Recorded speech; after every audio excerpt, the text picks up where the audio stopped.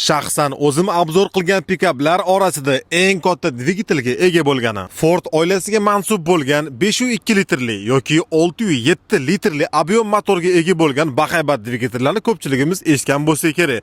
Lekin 7,3 litrli benzinli atmosferli dvigatelni ko'pchilik ham eshitmagan bo'lsa kerak. Bu V abrasini 8 silindrli 430 ot kuchini o'zidan chiqaza oladigan va daqiqasiga 5,5 ming оборот qiladigan va hamda 657 Nm ga ega bo'lgan chugundan yasalgan dvigatel aynan shu bo'ladi. Uzatmalar qutisi esa 10 pog'onadan iborat bo'lgan torque shift o'rnatilgan bo'ladi. Zavod holatiga 9 tonnaga yaqin buksirovka, 3 tonnaga yaqin yuk ko'tarish qobiliyatiga ega bo'lgan bu pikap ko'paytirilgan listli resor, podveska zavisimiy bo'ladi va komplektatsiyaga qarab Sterling yoki Dana mostlari o'rnatilgan bo'ladi. Va pikapimiz FX Store komplektatsiyasida bo'lganligi uchun rancho amortizatorlari ham o'rnatilgan bo'ladi. Yuradigan omborxonamizning hajmi esa naqd 1800 litrdan oshadi. Platinum maqomiga yarashadigan interyer, B&O akustika, head-up display, o'rindiqlarda tabiiy charm va Blue Cruise sistemasi ham mavjud bo'ladi. Ford F250 Platinum FX komplektatsiyada kelganligi uchun juda ko'plab opsiyalarni o'z mijozlariga taqdim qiladi.